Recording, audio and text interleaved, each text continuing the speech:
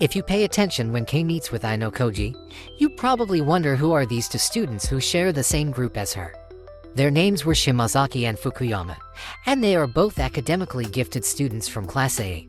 However, how did Kei form a group with students from Class A is something that is never explained even in the light novel. Just think about it. Kei is a group leader in her class, and some girls must have wanted to form a group with her, but for some weird reason Kei ended up with Class A students who are clearly out of her league.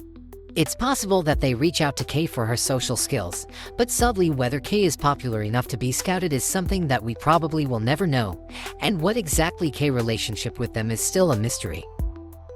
However, the kissing scene between Ayanokoji and Kei that follows after that is simply a marvelous scene that overshadows the confusion.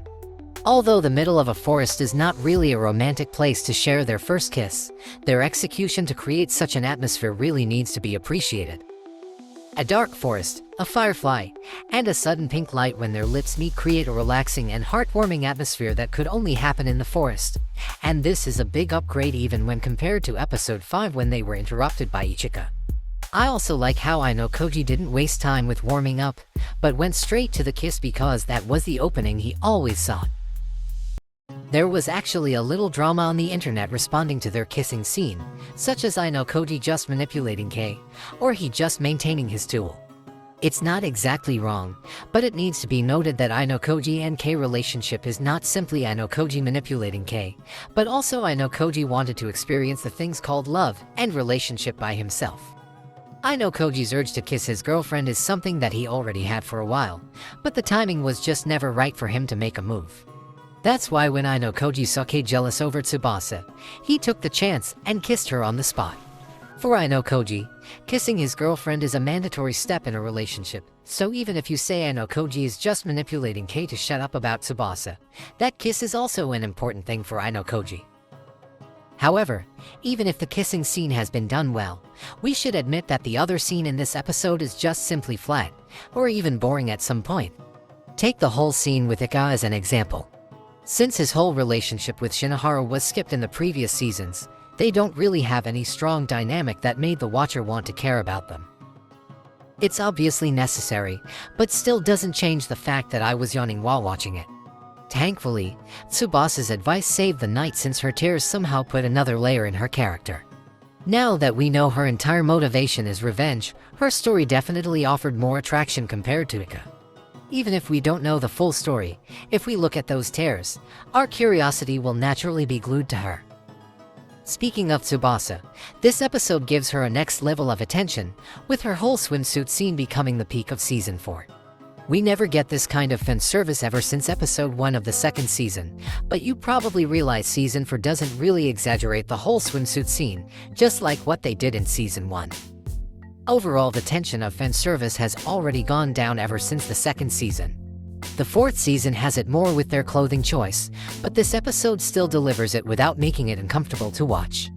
They didn't make it jiggle unnecessarily, and they even skipped Ayanokoji's little interaction with Asahina, even though it should be a perfect dessert after Tsubasa.